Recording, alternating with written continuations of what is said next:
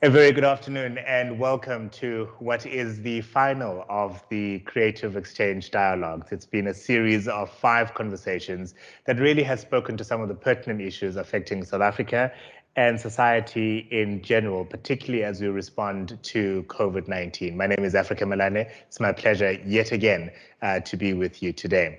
If you find yourself in Cape Town, please do enjoy the sunshine today. It's going to be terrible weather-wise tomorrow as well as Friday. There's a 100% probability of 40 millimeters of rainfall tomorrow. And I make that point because our discussion today is around water. And once again, if you live in Cape Town, you will know that a couple of years ago, we were counting down to day 0 because, can you imagine it? A city like ours, right on the edge of both the Atlantic and the Indian Ocean, and yet we have no water? Well, that's a reality. South Africa generally is a country that is at risk of a drought. We know that people in Nelson Mandela Bay in the Eastern Cape, for example, right now, are going through a similar challenge. So we need to be very, very careful about the technology that is available in the space that could help us optimize the water that is available. And obviously, where possible, you and I need to learn what we need to learn to be a lot more responsible as far as the consumption of water is concerned. As always, we have a series of wonderful speakers who are going to really enlighten us in a way that you have not known around the space of water and sanitation, and I'll introduce you to them in a moment. But first, joining me in our studio is the Consul General for Cape Town, Sebastiaan, who's just returned from motherland. How are you? I'm good, Africa. Thank you so much. How was the holiday? Yeah, it was good. Lousy summer in the Northern Hemisphere, like winter in Cape Town. So it's good to be back. It's only another few more weeks and then we'll be in spring and the weather is going to be different. And Erica, of course, from the Craft and Design Institute. Erica, lovely to see you again. Lovely to see you too.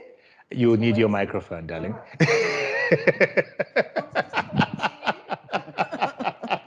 Exactly. Should I have to repeat that now? Not at all, not at all. Remind us why we've chosen water and sanitation as one of the topics which happens to be the final one for this series. Because it was one of the fault lines that emerged during COVID, particularly in the early days. I mean, obviously, hygiene, cleaning hands, washing hands is one of the main non-pharmaceutical interventions. And it obviously just exposed how the majority of South Africans don't actually have easy access to clean water as one of the issues. I think today we're going to hear about all the other water issues. So yeah, that are associated. Yeah. And what is amazing, and I'll introduce the speakers in a moment, is the incredible amount of ingenuity that is going into the space. Yeah, well, I'm hoping to hear more about it in today's session. I have to say it's interesting for me because all the other fault lines that we've looked at, food security, healthcare, are so much more in the public eye. It's almost that we know more about them, and so I'm really looking forward to hearing more about water. As are you, Sebastiaan. I mean, this has been a wonderful, wonderful journey for Creative Exchange Dialogues. Yeah, it's been, and I'm really looking forward to today as well, because like Erica said, I mean, if you look at the international report that just came out through the UN, that water is going to remain with us as a problem. Droughts are going to return, and it's going to be a bigger problem as temperature rises. And access to clean and healthy water is an issue. So we need to be really vigilant, and we need to become very efficient in use of water. We need to think of new ideas, and that's where companies come in, where universities come in, where governments need to step in, and maybe even all together. You know, what we call a triple helix. So yeah, I'm looking forward to new ideas today, and the ideation sprint at the end, and let's see where this is going to end up, because we need to keep working on this. Because it's counterintuitive, isn't it? We're expecting up to 40 millimeters of rainfall in Cape Town tomorrow, another 20 odd millimeters the day after. Our dam levels are sitting at 98% at the moment. So by the end of this weekend, they probably will be absolutely full and overflowing. And yet, even with that lovely supply of water, we still need to be water conscious. Yes, because access to clean and healthy water isn't guaranteed. We've seen it in 2015 to 2018, and it is a cycle that will happen again, and it will get bigger. That's what all the reports say. So yeah, we can't rely and just sit back because we had 1 or 2 good years of falling water and the dams being full, because that's going to be in our face again in a few years. So yeah, we better be prepared. We better be prepared indeed. Obviously, Erica and Sebastiaan are staying with me throughout, and I will get the concluding thoughts and tell you, of course, about the Co-Create Design Festival 2021, which is going to be happening on the 20th to the 23rd of September. If you are in Cape Town, you'll be able to join us. If you're quick to go to quicket.co.za and get your tickets, you'll be able to join us at the Biscuit Mill in Woodstock. There is a nominal fee that we'll be charging. That amount of money, of course, being used for to donate rather to a charity, and we'll be informing you of who that charity is in due course. If you'll only be able to join us virtually, that ticket is for free, but you also need to go to quicket.co.za to purchase it.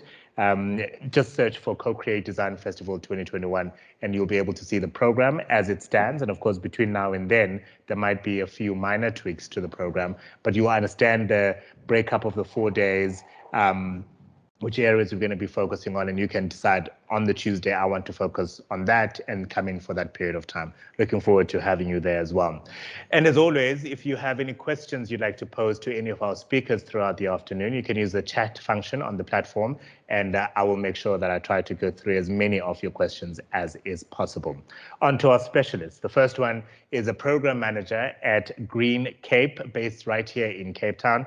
Her name is Claire Pengelly, and a person who is really, really passionate about the work that she does and the topic that she'll speak to. She'll provide us with an overview of what GreenCape is doing in this space in supporting access to water and sanitation. Claire, I know we are only mere meters away from each other, but it's lovely to have you on this platform. Good afternoon.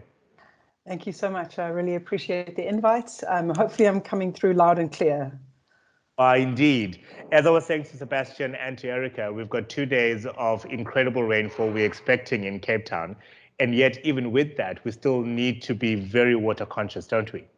Absolutely. So I think it really has highlighted that we're still very reliant on the dams, and it's great that we've got these incredible dams. But yeah, if we get another couple of years of bad rainfall, those dams are going to empty very quickly. So we need to find alternative approaches to having more water resources, whether it's desalination, reusing a lot of our water, possibly tapping more into groundwater. There are a lot of options out there. We just need to explore them and implement them more aggressively. All right. Tell us about the work that you guys are doing in this space. So I'm going to open up a presentation, if that's all right. I'm hoping everything looks okay on your side. It is indeed. Thank you very much. Okay, fantastic. So you've got the presenter view. Fantastic.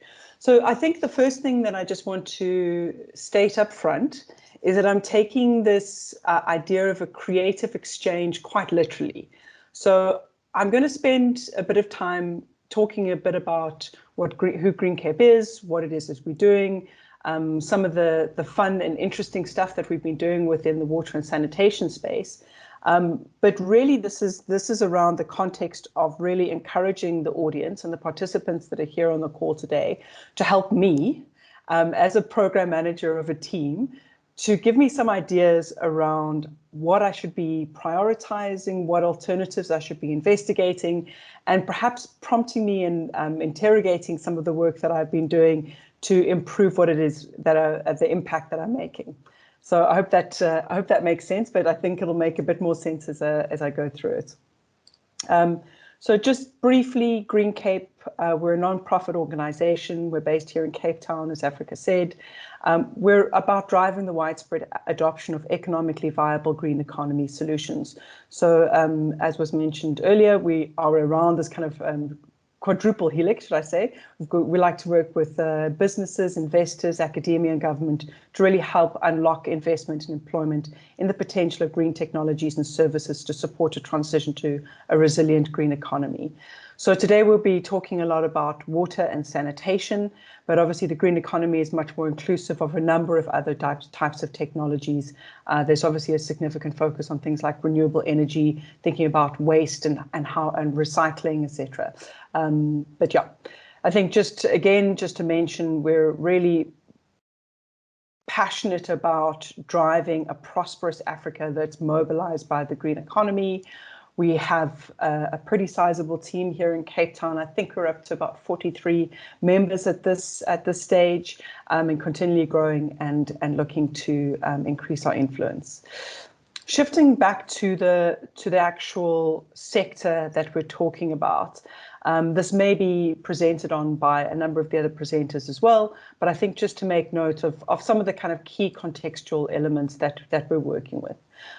So as is often noted, South Africa is a very dry country. We're the 30th driest country in the world, but we've got extremely uneven rainfall distribution. So, obviously we've got significant desert areas, but we also have some areas that have a large amount of rainfall, particularly on the east coast.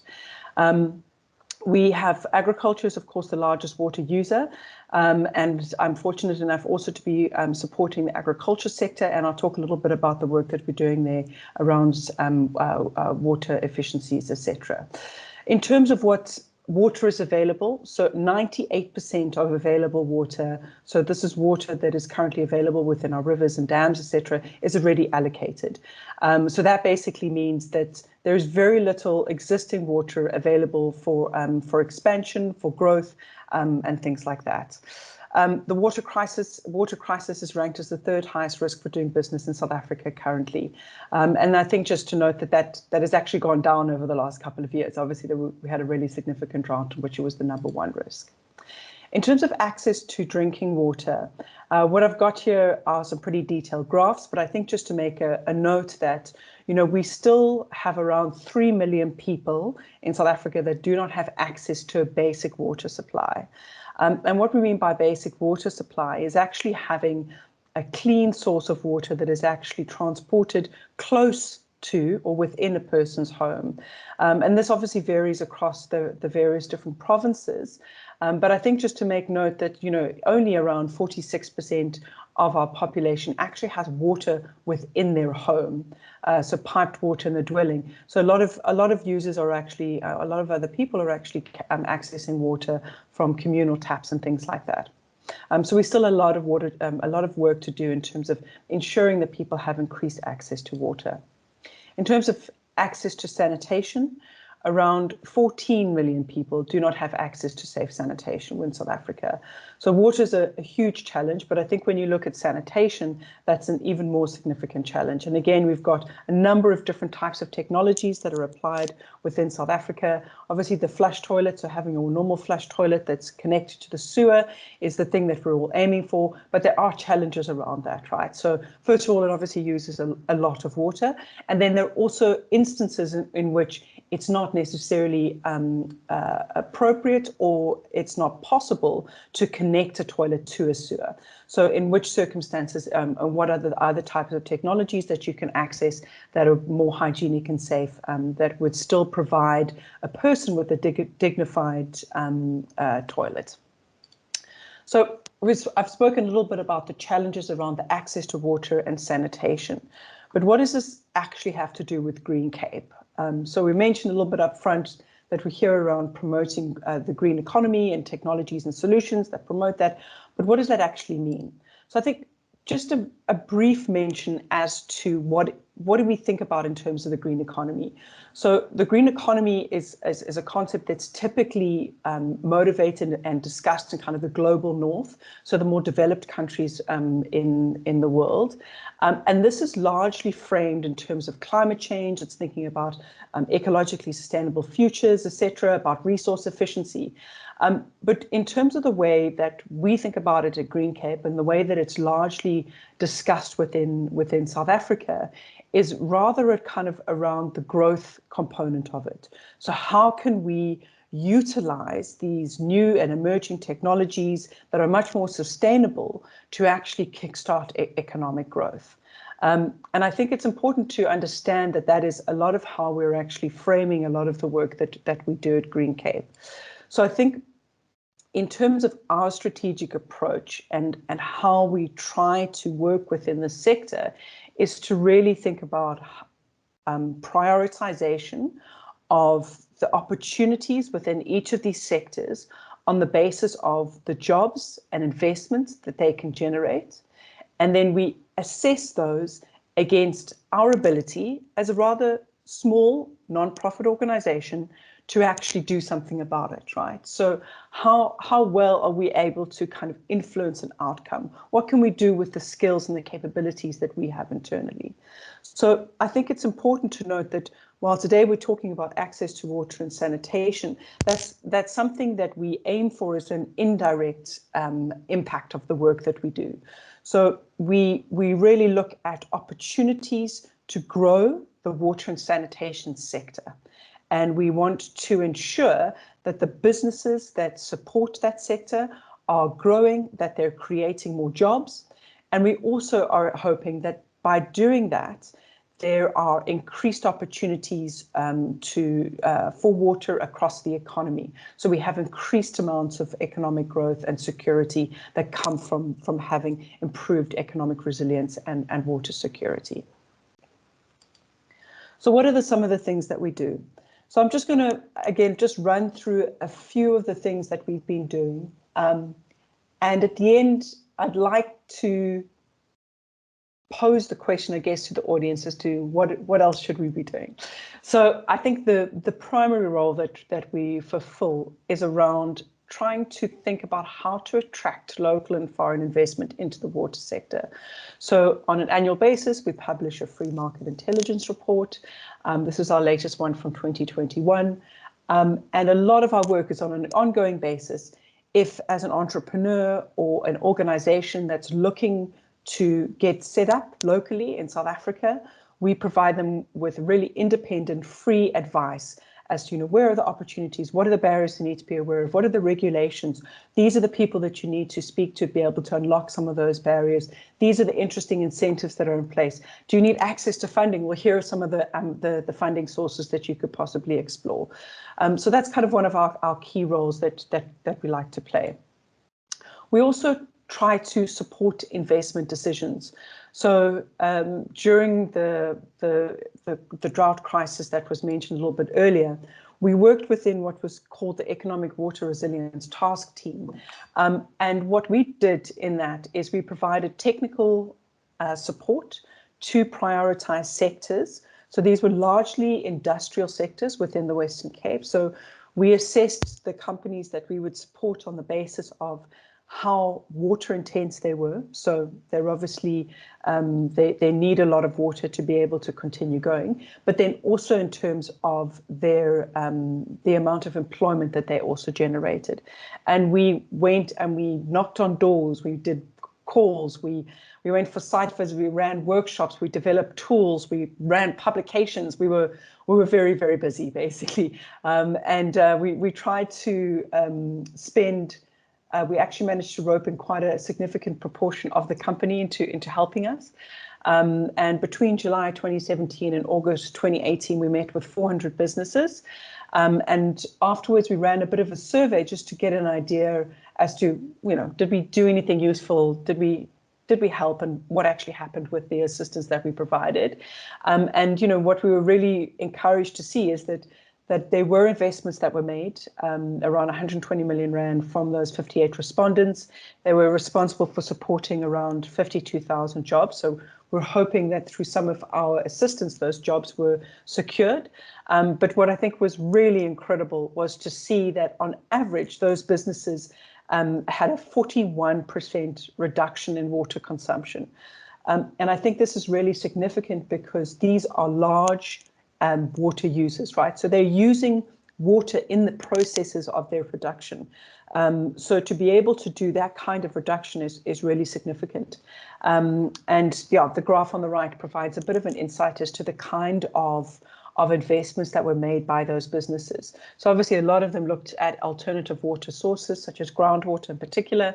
But I think we were really pushing this idea of first, going with metering and monitoring as your first port of call, improve those efficiencies. Even just having an idea of what you're using can really have significant behavior changes.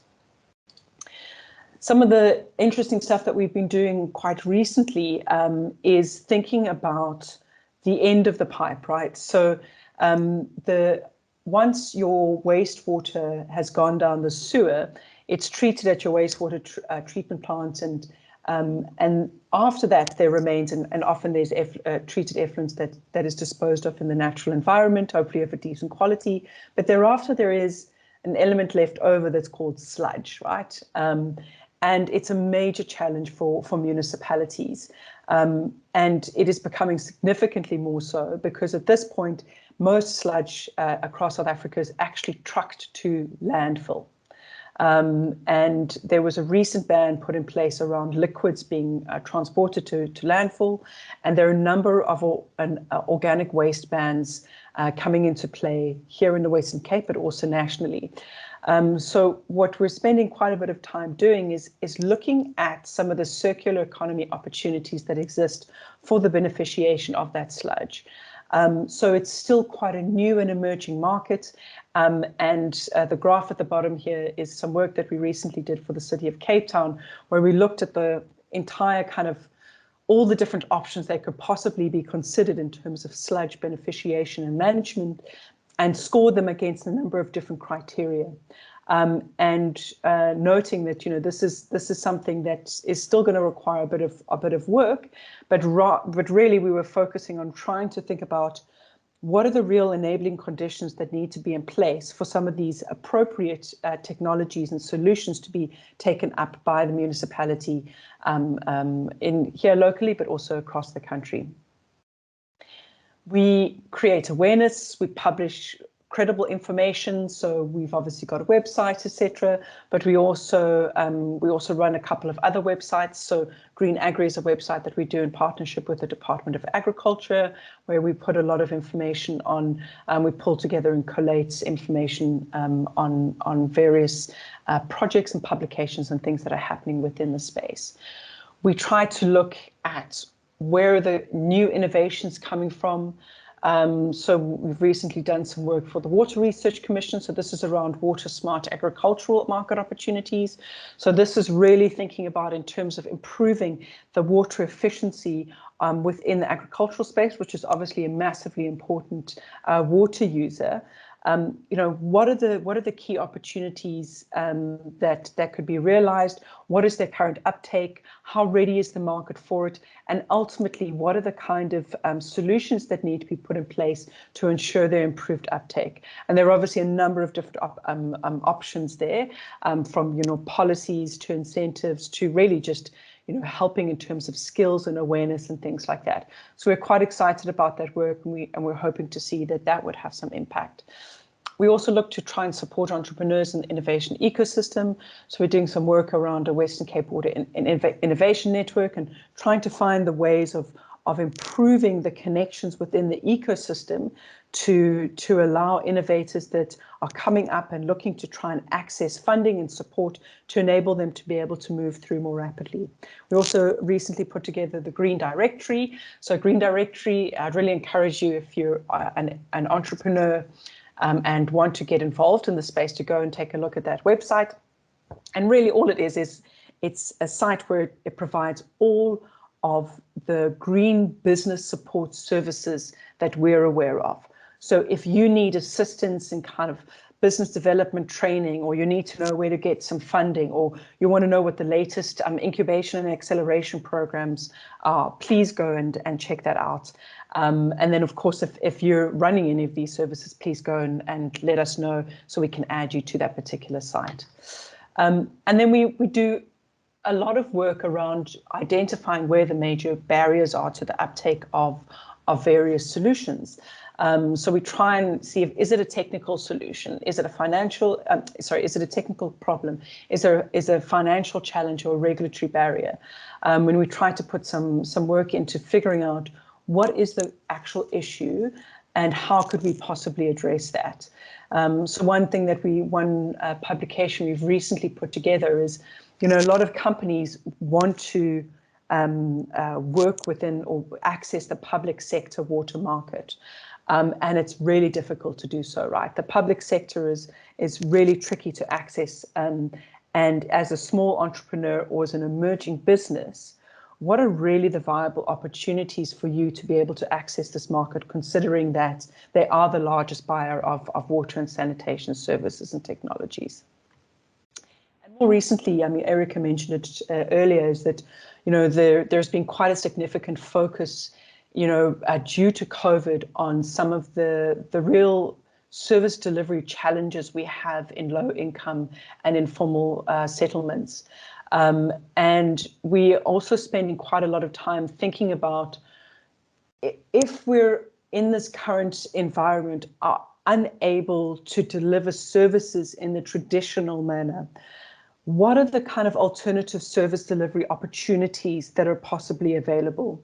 And, we've really been inspired by some work that's happening in Kenya and are pursuing this and looking at this on a number of different fronts at this point in time. But I think it's important to acknowledge that some of the challenges we have here in Cape Town as across South Africa around access of sanitation within informal settlements is not unique, right? There are a number of issues globally around accessing and implementing full flush sanitation. For example, difficult access, lack of land tenure or space to build those sanitation solutions, challenging physical or topographical conditions. I think we see this a lot in Cape Town around kind of high water tables and regular exposure to flooding, etc. Or perhaps there's just no lack of water supply.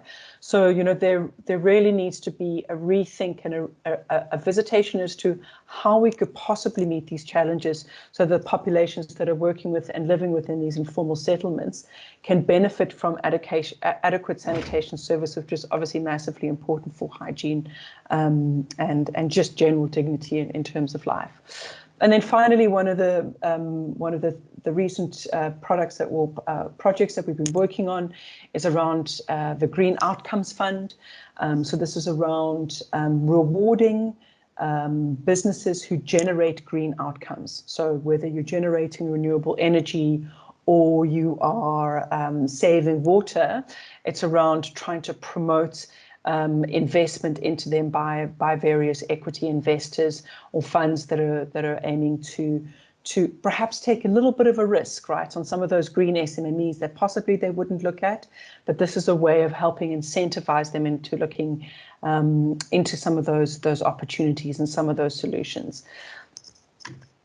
So, as I said, we spend quite a bit of time constantly coming back to that quadrant that I mentioned right at the beginning, right, where we think about what are the emerging opportunities, how much of an impact is it going to have, how many jobs is it going to create, how much investment could it perhaps attract, and then what as GreenCape could we possibly do in that. And on a regular basis, we come back to that and we say, should we possibly be focusing on this? Should we perhaps swivel and pivot into something else? And, we've moved obviously from working very much around kind of the drought and thinking about how to support businesses in becoming more water resilient. We're now spending a lot more time thinking about informal settlements and providing more adequate access to sanitation.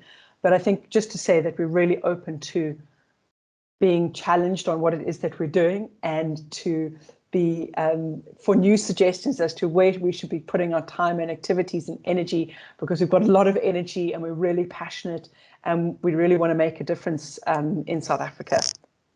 Thank you. We can certainly see and feel that energy. Thank you very much for your presentation. As she said, if you have any suggestions of what else they could be doing, or perhaps question some of what they are doing, you're most welcome to use the chat function here today. We will also be circulating, of course, her contact details post this meeting. It is quite staggering, Claire, is it not, that 3 million people have no access to water, when I seem to remember very clearly that the Constitution has enshrined in it a right to water. And I imagine that extends to sanitation, and that figure is even more worrying. Absolutely. And I think it's always important to reflect on the fact that there has been so much progress made since 1994. And I think that what we've seen is there was significant progress made over those initial decades, but we have seen a slowdown. And there's a number of different factors as to why that is. Part of it is, you're trying to reach much more difficult people to reach, right? So they're perhaps not within a well-connected environment, so you can't connect them as well to, say, the sewer network, etc. But it's also, we're also working within an environment in which the kind of finances that are needed are deteriorating. And, we can see that as well now as a result of COVID. Ability for people to pay their water bills, etc., is not at the level that we would hope for. So it also, decreases the ability of your municipalities, etc., to extend that access to water and sanitation. So it is a tricky situation. It doesn't absolve them of their, quite frankly, constitutional, but also moral obligation to make sure that every single South African has access to clean water. I mean, those are 3 million people who, over the last 516 days where we've been in lockdown, has not had easy access to washing their hands in order for them to do something to stop the spread of COVID-19. Yeah, no, absolutely. And I think that we need to start thinking about, if we're not going to do these big government-driven programs, and if we're going to be sitting waiting forever for something to effectively happen, why don't we think about things a little bit differently? Think about different roles that we can play as stakeholders within this South Africa. What role can we play as nonprofits? What role can businesses play? What are the slightly alternative ways to ensure that people do have access to sanitation and water, but it's possibly not exactly in the way that we originally thought? I think let's open that creativity a bit. Let me ask this then as a parting question, for the moment at least anyway. A dear friend, I think friend of many of us, former Premier of the Western Cape, Helen Zille, said once in a conversation that she had visited Japan. And in Japan, the water you use to flush your toilet is not the water you drink out of a tap. When are we getting to that level of, because it doesn't make sense that every time I flush, I literally throw away anything between 4 and 7 liters of very good drinkable water. No, it's crazy. So I think we're starting to see that happening in kind of your new developments, because you need a dual reticulation system, right? So you need one pipe for the water and you need one pipe for the water that's going into the toilet. So I think those kind of systems are coming in, but there is a bit of an infrastructure backlog. But I totally agree. It's absolutely insane. We'll get there, Claire. Thank you very much. Claire, of course, there from GreenCape, doing wonderful work in this space and inviting you to please tell them what else they could be doing and how they could be doing things better. Our next speaker is Christine Muhigana. Christine has been with the United Nations for 33 years now, and she's the UNICEF representative in South Africa based in Pretoria. And she's here to share a global perspective and findings on some of the challenges that are presented in South Africa, as well as some innovations introduced in the wake of COVID-19. Claire, it's lovely to have you here. Sorry, not Claire, Christine, it's lovely to have you here. Claire has given us, I think, a very good base of what is happening in South Africa and, more importantly, the ingenuity that we're going into here.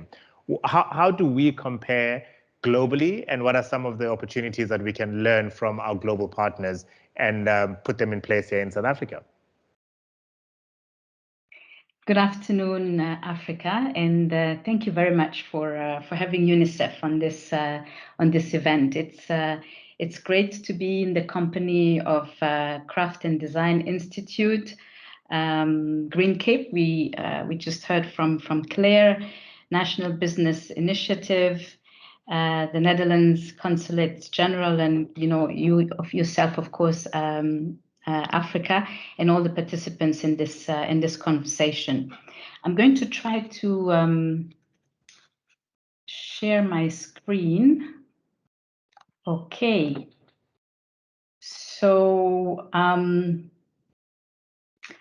just wanted to first say how, in our eyes, UNICEF, today's session is so timely. We just last week launched a global report entitled Children's Climate Risk Index, which is highlighting for South Africa that water scarcity, soil and water pollution are the greatest, having the greatest impact on children in the country. And this has also, of course, been highlighted by the COVID-19 pandemic, and indicating how how important it is for all, as we just heard you say, Africa, to have decent wash facilities, with hand washing having become such a mainstream topic and an issue for the first time. UNICEF is working with,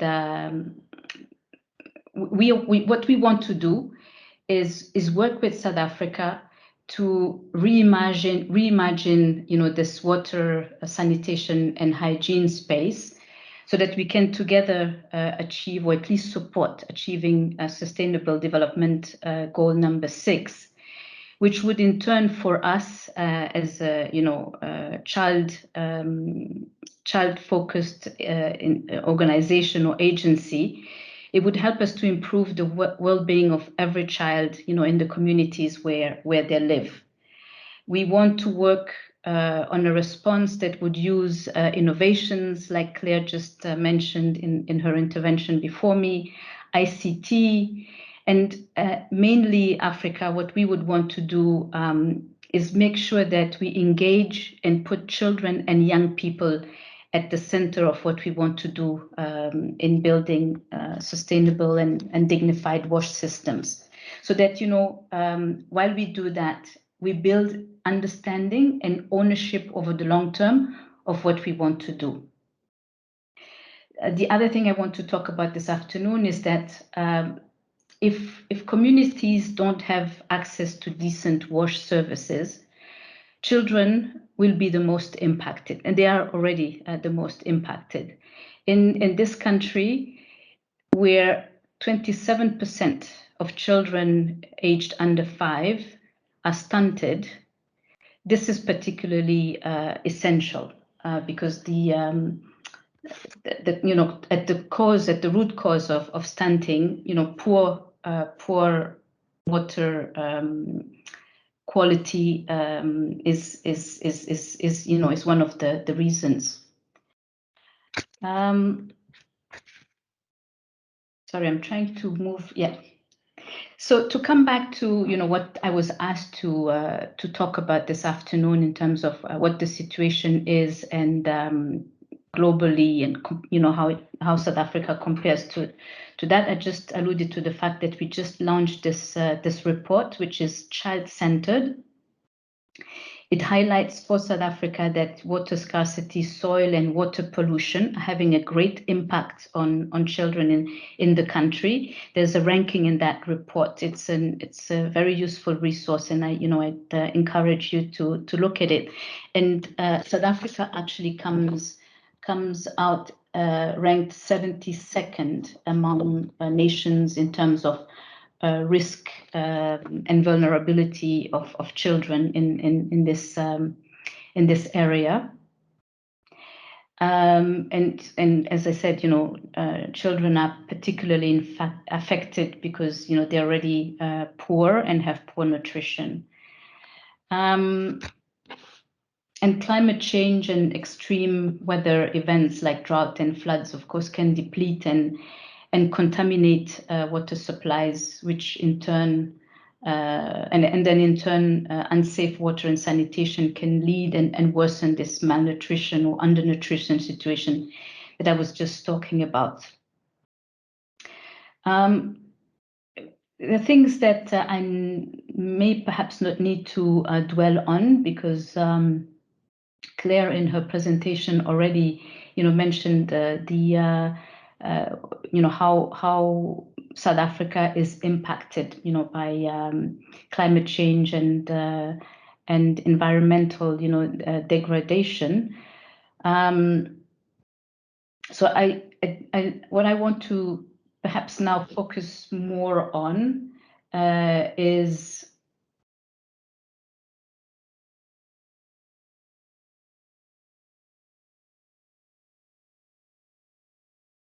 sorry, it's the response that we've provided in South Africa as UNICEF in terms of reimagining WASH. So at the core of our programming for water for children in UNICEF there is WASH programming, which Africa, you reminded us, is a human right. So we work in the space with the knowledge, with the recognition that, you know, we need to bring a human rights based approach to the fact that, you know, children, every child has a right to, you know, drinking water, sanitation and hygiene services. And UNICEF's WASH response is conducted as part of our partnership globally with WHO, where we work on what's called a joint monitoring program, which is the leading source of estimates globally on progress on Sustainable Development Goal 6, which is to ensure access to water and sanitation. And you know, just to bring one figure to you that's related to South Africa, that comes out of these this global monitoring. For the year 2019, only 11% of schools in South Africa had no sanitation services, and 23% of those schools had limited drinking water services. So this is for the year 2019. As UNICEF, we cover over 190 countries where we do programming, countries and territories. And the program has established mechanisms there for collecting and compiling country WASH data to enhance sector monitoring, communicate gaps in WASH services, and raise funds. So when I'm talking about, sorry, the WHO UNICEF joint monitoring program. So these are resources that are available to you and to us for the work that we want to do for children. Another message I wanted to bring to you and to this audience is that, like South Africa, the world, you know, in general, is not on track to reach water, sanitation, and hygiene related SDG targets. The 2020 Joint Monitoring Program report on WASH indicated that 5 years into the Sustainable Development Goals, the world is not on track to achieve the targets. And achieving universal coverage for WASH by 2030, which is the horizon for the SDGs, is estimated to require a quadrupling of the current rates of progress in safely managed drinking water services, safely managed sanitation services, and basic hygiene services. So quadrupling, you know, the current rates of progress. At the current rates of progress, the world will only reach 81% coverage by 2030, which would leave 1.6 billion people without safely managed services behind. And as you know, and you know, living in South Africa is sort of you know, something that you see every day in your face, that countries are facing inequity in access to WASH services, with many countries experiencing challenging and extending WASH services to rural areas and to poor and vulnerable populations. This is something that Claire also already brought to our attention in her presentation. So what we're doing with our partners, to come back to South Africa, we wanted to mention also that this is not something that we have traditionally done in South Africa as UNICEF, but the emergency response to COVID-19 was for us, you know, compelling, that we needed to do something urgently to improve access to water for vulnerable communities, and, you know, for us particularly for children.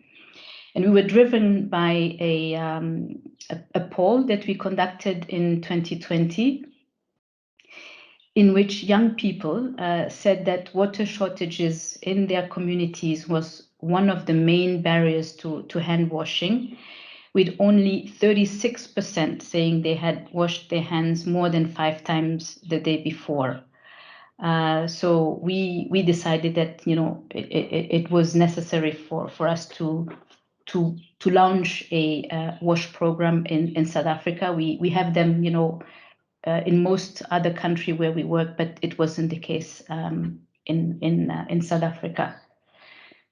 And so the COVID-19 response wash initiative that we have here in South Africa focuses on 2 pillars of the United Nations more broad COVID-19 response plan.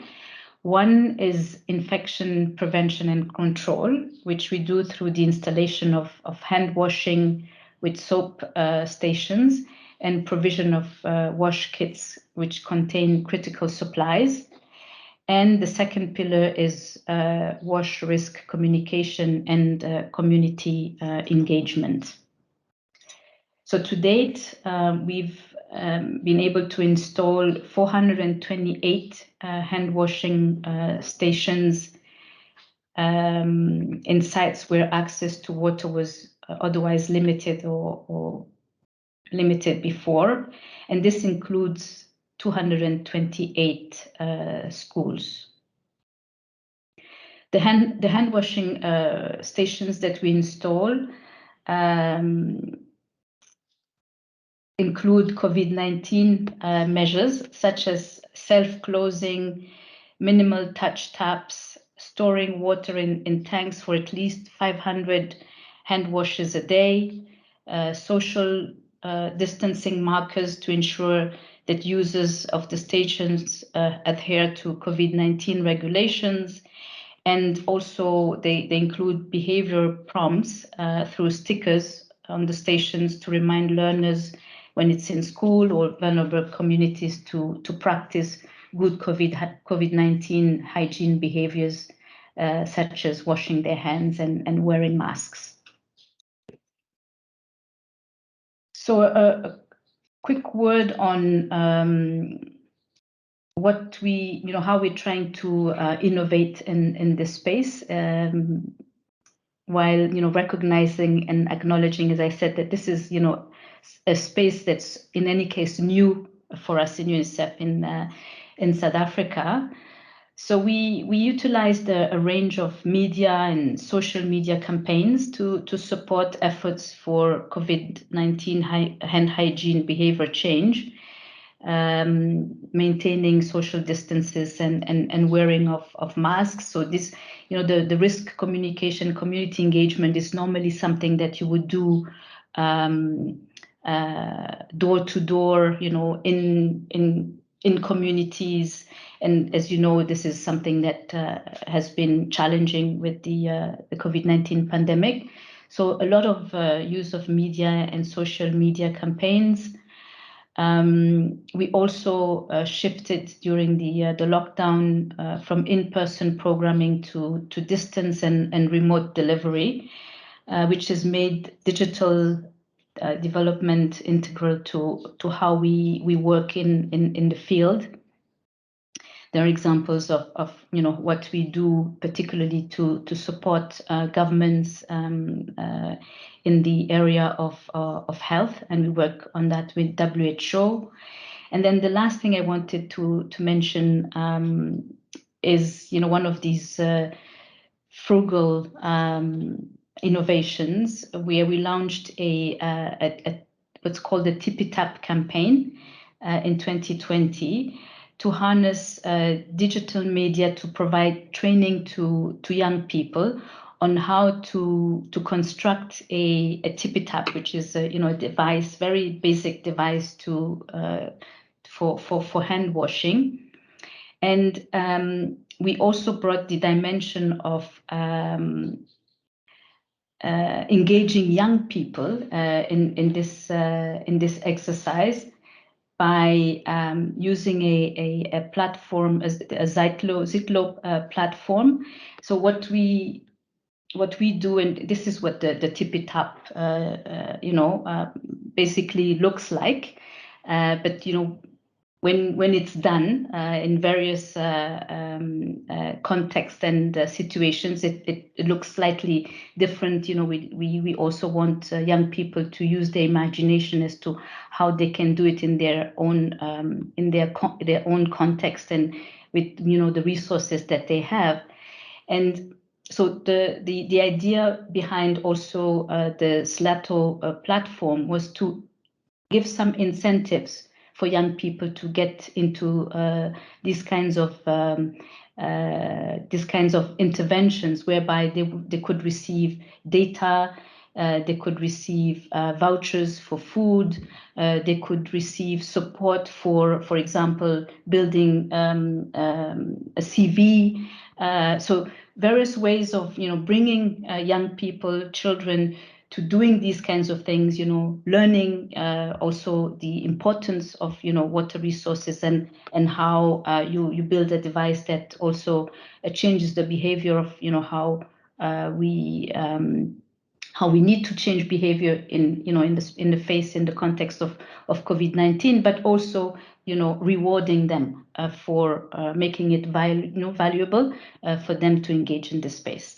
Thank you very much, Africa. I'll stop. Christine, thank you very much indeed. Of course, we know as far as sanitation in schools are concerned, organizations like Equal Education is doing quite a lot of work in that space in taking the Department of Basic Education and the 9 provincial education departments to task in making sure that we rid ourselves of those pit latrines. We read ever so often of just tragedies that happen where school learners fall and unfortunately meet their early demise because of that. Let me ask this question.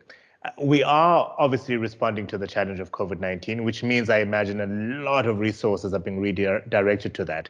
How is that going to impact on our 2030 goal of having certainly more than the 81% at the current trajectory of the world's population having access to proper sanitation and water?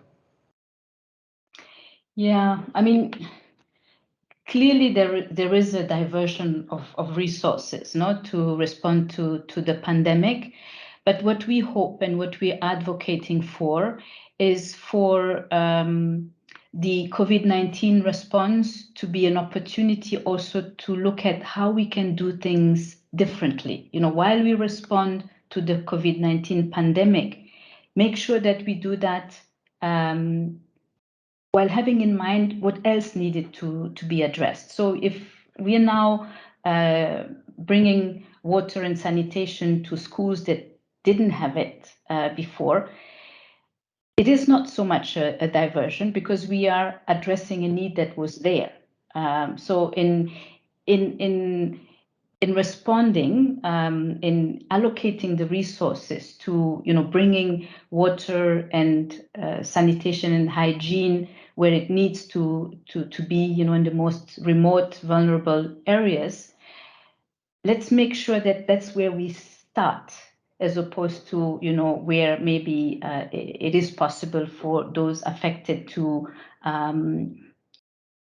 reallocate their own resources. So we need to seize the opportunity of what the pandemic is doing to us to make sure that we are innovative. We are innovative and keep those who were left behind in the first place in mind, and make them a priority as we respond to today's and yesterday's challenges.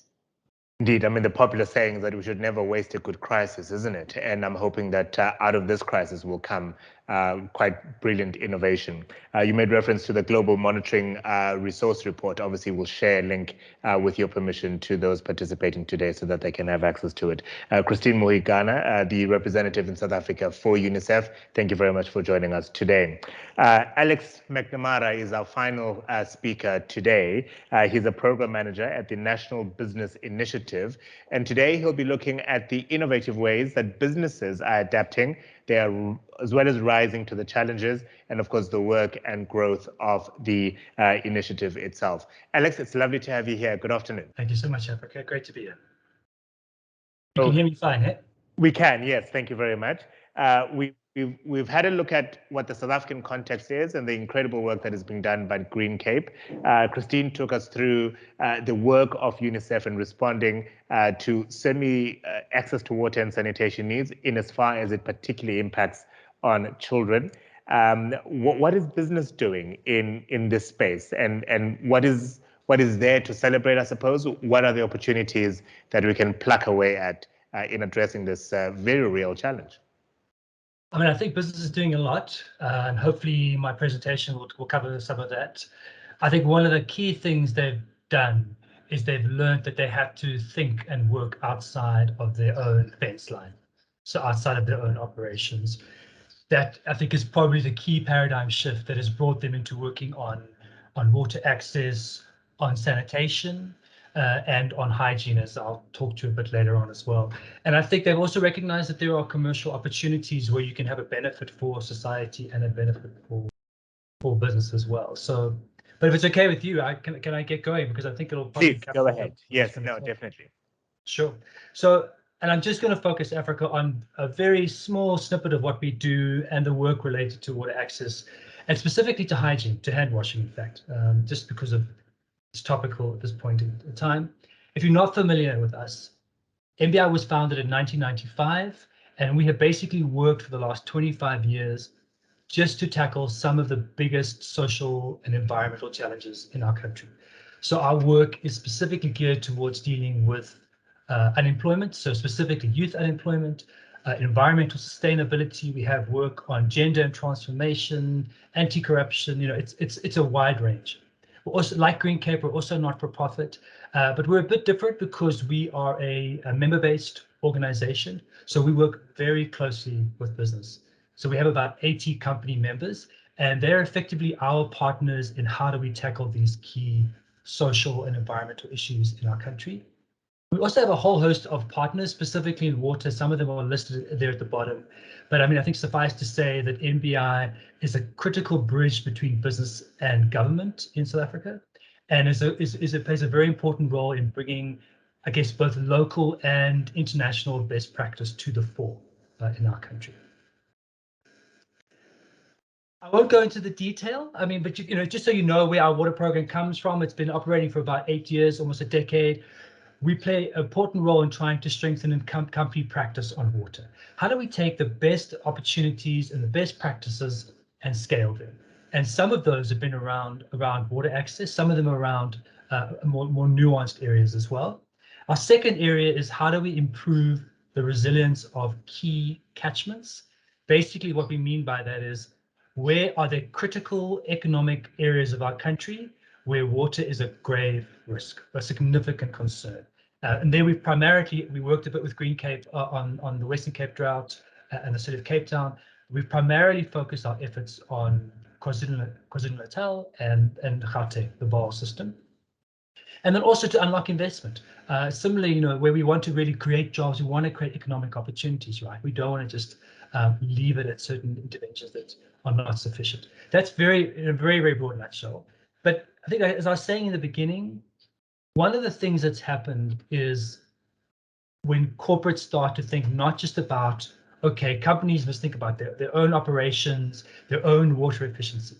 That is important, but you cannot operate a business without a sustainable source of water, you know, outside of your own little environment. And I think the Western Cape drought typified that, right? You had companies that were very nervous, realizing they were part of a bigger system. If that bigger system can't function, there's not that much you can usually do about it. So a lot of our work is helping companies to engage with civil society, with communities outside of their own operational boundaries. And the end goal is collective water security that benefits basically all parties. Just one example of the work we do in this regard is this whole paradigm of, it's called water stewardship, but it's basically, in our case, it's this corporate engagement beyond their own fence line to support collective water security. So along with a number of partners you can see on the screen, we essentially support the water security of northern KwaZulu-Natal, which has been facing a drought since sort of 2015, in what is one of the most well-known collaborations around water in the country, known as the Umkhlutuzi Water Stewardship Partnership. And that's been running for about 5 years. And the kind of work that it does is not so much sanitation access and water access related, but it works with communities, it works with farmers, it works with smallholder farmers, and it works with local municipalities. So we've done everything from support the municipality in tracking leaks with using drones. You can see the drone in the one photograph there, to how we do better planning to clear, thirsty alien invasive trees, all the way to working with smallholder farmers and how they better make use of water in their production, and pretty much everything in between as well. A big part of it is actually also about managing infrastructure, because if we don't manage things like dams, as we all know, I mean, from a Western Cape context, water in a dam is precious. If it's not properly used and released, it's lost for everybody. It's lost for everybody downstream alike. So a lot of our work there, specifically now, very much focuses on good monitoring of water, good management of water infrastructure. That's really where everybody benefits from a water security perspective. So this involves a number of corporates. Our local partners in this area have been Tongaat Hewlett, Mondi, the big forestry company, a number of other companies in the area have been our kind of corporate partners, and we've kind of been the bridge to working with community-based organizations and others in that area. Just as one example. I think just to switch gear in terms of what we've done specifically on trying to improve water access. When COVID-19 occurred, we were quickly galvanized, and we were galvanized as part of a broader emergency response for water that was led by Business for South Africa, which obviously was very closely related in this time. But essentially, linked to the National Command Council, we knew there was potentially a big gap around hand washing in South Africa at that point in time, and therefore rolled out an emergency response measure. What exactly did we do? Is we focused on hand washing, as you might imagine. And we also focused on safe water access. So we developed and patented a foot-operated public hand washing facility, which we've rolled out about 250 of those across different municipalities in the country, as well as a foot-operated communal tap. So, I mean, I think Claire mentioned that about 10% of people still access water from communal taps in our country. We have been rolling out and upgrading communal taps across mostly the Eastern Cape, where these communal taps have been used with foot-operated ones, trying to basically limit, I guess, potential spread of infection. But probably our most important intervention that's relevant to this context is actually the work we did around this technology, which is trying to roll out a very simple, basic, easy to use hand washing unit specifically for informal settlements and high density areas, because we knew that high density areas could potentially be like, we've got people living in cramped conditions, a lack of hygiene services. So that was really what I'm going to focus on in this little piece. What we quite liked about this particular unit is that it was locally manufactured, it's very easy to install, it's fully recyclable, all those kinds of things, and it has a self-closing valve. So it's similar to a tippy tap, but basically, you push on it with your hand and water will flow, but the rest of the time, actually, the water doesn't flow. A simple, easy to use design that we think is sort of, well, and it was custom made for South African and African conditions. So last year, this was really our big kind of foray into this. We started off by doing 6,000 of these units in informal settlement areas across Eastern Johannesburg, across Ekurhuleni. We launched it with the mayor of Ekurhuleni, and we did a whole bunch of work where I think the great success we had here was that all the distribution was done in local languages by local community-based organizations that people knew, that they knew of in the area, they were from the area. And we were also able to do it, I think, relatively safely. I mean, it was quite a challenge to roll them out. And there was really, really good training provided on how to use the units. So that was our first foray. into this sort of technology. People installed them mostly on the sides of informal settlement areas, some along, trees, and just basically wherever needed. And we got really good feedback on the use of that. And based on that initial rollout, this was, I'm guessing like June, July last year, just as we were really hitting the first wave, we decided, well, let's replicate this in the city of Cape Town, including with partners on this call and people you might even recognize if you look carefully in the photographs, Sebastiaan at the back there. But essentially decided to roll out a further 5,000 of these very affordable, easy to use hand wash units in Cape Town. I think it was Khayelitsha Denoon, and I forget the third suddenly. But I think it was a really good example of collaboration with the city of Cape Town, with the Netherlands Embassy and the Kingdom Embassy, and with a whole host of, again, community-based organizations. There we worked with 3 CBOs that had linkages to local communities. Our focus here was on early childhood development centers because there was a lack of hand washing facilities, because this provided a kind of a manageable offering and something that people could easily install, easily use, easily maintain. And one of the things we found, and I think there were probably like over 2,000 ECD centers where we worked, is that many of them didn't have a hand washing facility available. And these are very, in many cases, very sort of rustic environments. And there was a concern that they would not be able to reopen post the initial lockdown if they couldn't provide a hand washing solution. So in some sense, I think we helped ensure that these mostly informal ECDs in informal settlement areas were able to reopen. And just to give you an idea, I mean, this is a wonderful picture of our launch at a very nice ECD center in Denoon. But it gets, this is real world stuff. These are some of the places in which people were learning about how to use it, and where these kind of schools, many of them sort of like, very much sort of a backyard kind of ECD center. But I think what we loved about it, I think, which was so great, was the vision of the city of Cape Town was this will also instill lifelong learning around the value of not only water, but of hand washing as well. So that's, we've done a whole bunch of other COVID stuff, but that's just to focus in on something that's very specific to water access and hygiene that I thought might be useful, and goes right down to the city of Cape Town. The last thing I wanted to mention is I think relates more to potentially to crafts and furniture and that kind of thing.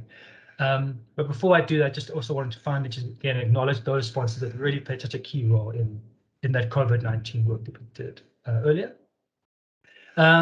We're also involved in a totally different project, which is really focused on how do we protect our mountain catchments, the places where the water actually comes from. WWF has this great phrase that water doesn't come from a tap.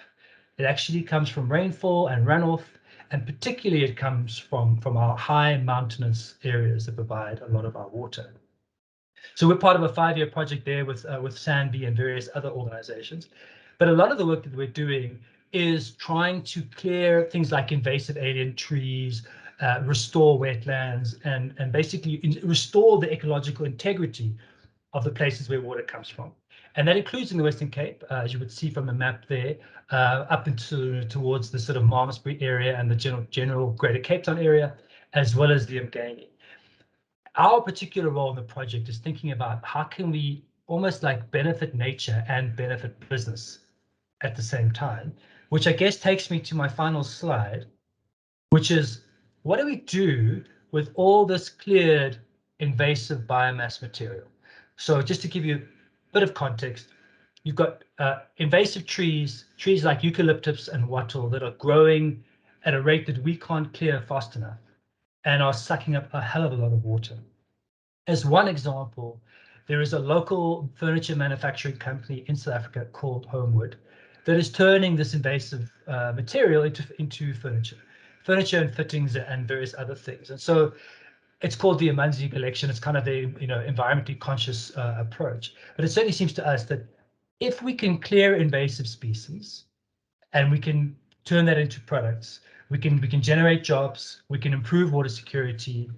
And I just wonder that there clearly is a market for this environmentally conscious furniture and fittings and potentially crafts as well. Some of it goes into things like charcoal and other things, but here are some of the value-added products that we're starting to see coming up in the market.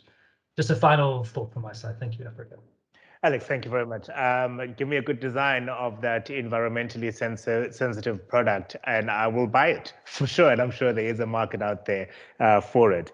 It is important, isn't it, for us to start restoring, you made reference to it as an ecological activity, because of course, a couple of years ago, when we were counting down to day zero, there were a lot of boreholes being sunk into the ground. We were thinking of exploring aquifers. We were thinking of drilling into the mountain, and those natural underground water resources are now depleted. And it is important for us to find some way of replenishing it. Yeah.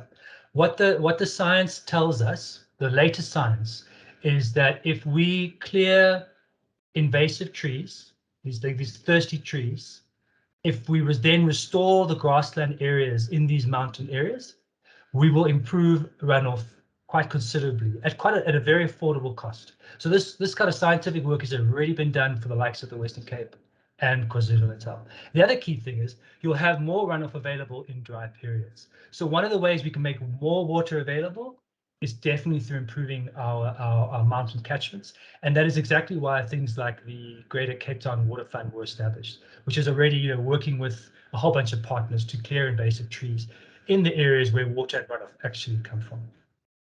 I have a question and a challenge. Cape Town is going to be experiencing a lot of rainfall tomorrow, right? And we are praying and hoping that a lot of that water will fall in the catchment areas of the 6 main dams that are obviously feeders into our water system. I live in the CBD. There's no dam around me because we just simply don't have the space. And yet all that water is going to fall from the skies and go into our drainage system and probably end up in the Atlantic Ocean. Any innovation around that space where call them micro dams that are just being built on top of, I don't know, high buildings in the centers of town, because that's a lot of good water that is just going away to waste. Well, there's 2 things there, I think. I think the first is rainwater harvesting, which some people have done, and is certainly an option. You can store quite a lot of water. So, where you do get good rainfall, rainwater harvesting is an option. The other one is capturing that storm water, which as far as I know, the likes of the City of Cape Town have certainly looked at. I guess it's a question of the economics and the infrastructure.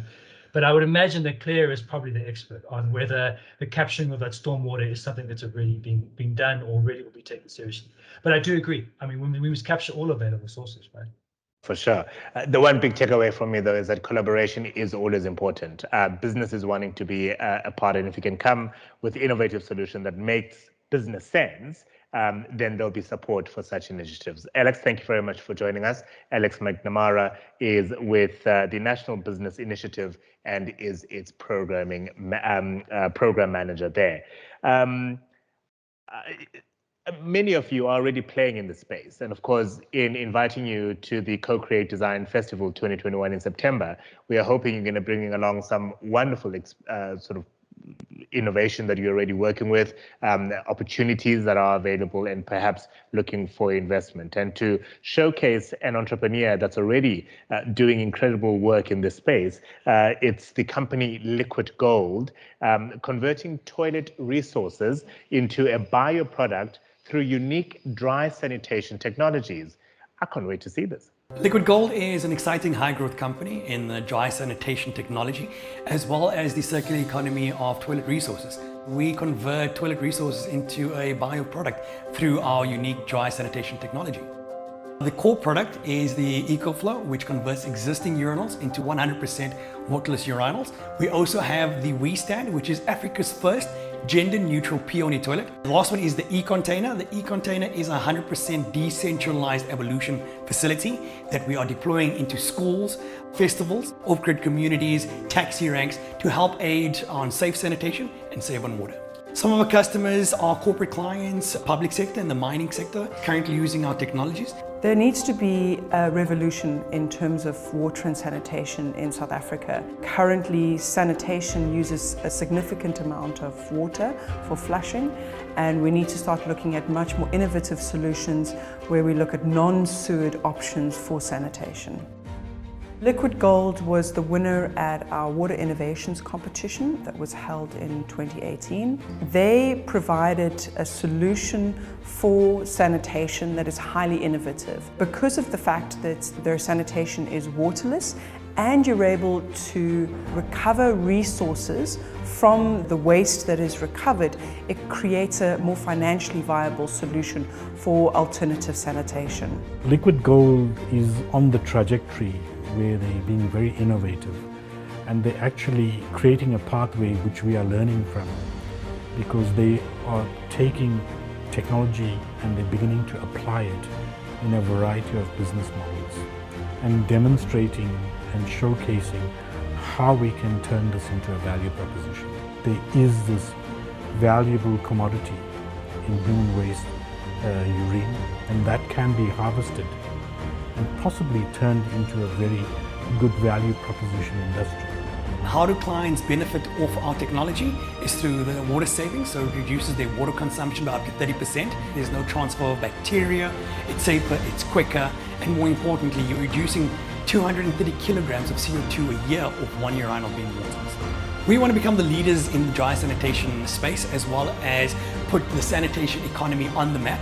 We believe this is an untapped market in terms of sanitation. We believe that we'll be able to make impact. LiquidGold is on that path of disruption. The pathway that LiquidGold is taking has a lot of resonance around creating new jobs, creating a new industry, and seeing that we are able to create SMMEs and micro enterprises that are meaningfully contributing to our economy and our society. GreenCape would really like to see more organizations like LiquidGold address the significant challenges that we have here in South Africa relating to water and sanitation. We see these challenges as an entrepreneurial opportunity for organizations to address the issues that we currently experience. At LiquidGold, we believe nothing is a waste but a misunderstood perspective, and we truly believe that anything is possible, especially when it comes to the sanitation economy.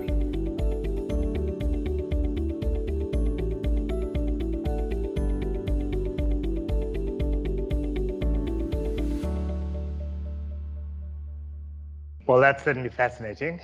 Really has taught me something new about the concept of waste. I'll bring in now Sebastiaan and Erica. You've listened to these incredible speakers laying, I suppose, a picture of the land as far as water and sanitation is concerned, both in South Africa and the world, the work that's being done around children, and of course what business is doing. Yes. And LiquidGold is just one of those examples where there's an opportunity, there's a challenge to be overcome, there's ingenuity, and it makes business sense. Exactly, and it's exactly what Claire said in the beginning. She was looking to how to unlock the creativity, and you see that all different kinds of parties are looking to unlock the creativity, and it's both business, it's knowledge institutes, it's NPOs, and if you join forces, beautiful things happen.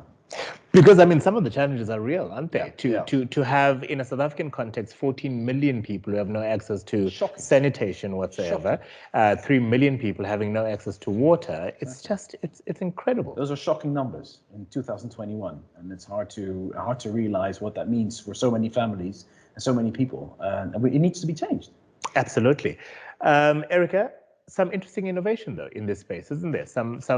At least some wonderful thinking that is taking place that is going to, if not immediately, in the future, realize a solution. Yeah, and also quite a lot of space for more innovation. I mean, my brain's sort of whirring away, but from I love the need for ideas around the beneficiation of sludge. Yeah. To the obviously the eco furniture. I mean, what's interesting about that is that there used to be the Working for Water program. I don't know if it still exists, but actually in the early days of CDR, that was one of the areas that we were looking at. So I'm glad it's still on the agenda, and I made a note that we must be in touch with the NBI, because I think it's a great opportunity for furniture manufacturers, designers to think about a new source of material. But yeah, I mean, I think sort of seeing the sort of sense of, in a way, like the value chain of water from the rain and where it flows to, and then how we distribute it to people. The one area that I kind of thought nobody really touched on, but was such a big issue in the water crisis in Cape Town, was the behavior change of citizens and sort of consumers. And I think that there's probably a big, I mean, you touched on it with the how do we harvest water in urban areas or in our own households. I think that's another big area where there could be a lot of thinking and innovation. Today, as I said at the beginning, marks the end of what has been a series of 5 creative exchange dialogues in a myriad of places. Some important takeaways from this. How did these dialogues prepare us for the Co-Create Design Festival in September? So the first thing they've done is they've helped us to hone in a little bit more on each of the subject areas. So the festival is going to focus on economic resilience on day 1, on healthcare on day 2, on food security on day 3, and water and sanitation on day 4. And we're going to follow a similar format to the Creative Exchange initially. We're inviting some more speakers to talk to dive a little bit deeper into some of the sort of more specific areas in each of those themes. So that's going to be interesting. So I think if there are particular focus areas that people have been interested in, it's going to be an opportunity for another 2-hour or so conversation with some experts in that area. Then we're going to take people on small groups of people, but we're also going to stream some site visits to interesting locations to do with the thematic area. And then for the entrepreneurs and the innovators who are listening in, a 2-hour innovation or ideation sprint.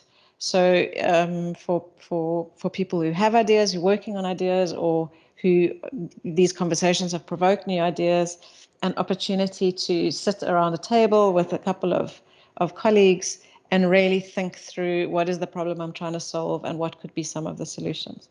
And I know, Sebastiaan, that's the part of it that excites you the most, isn't it? Yes, definitely. And it's 20 to 23rd of September. So I hope people are blocking it already in their Outlook agendas and get ready for this, because this is really what it's about. You want to take it to that level where you get to practical solutions that are going to go out there and be implemented.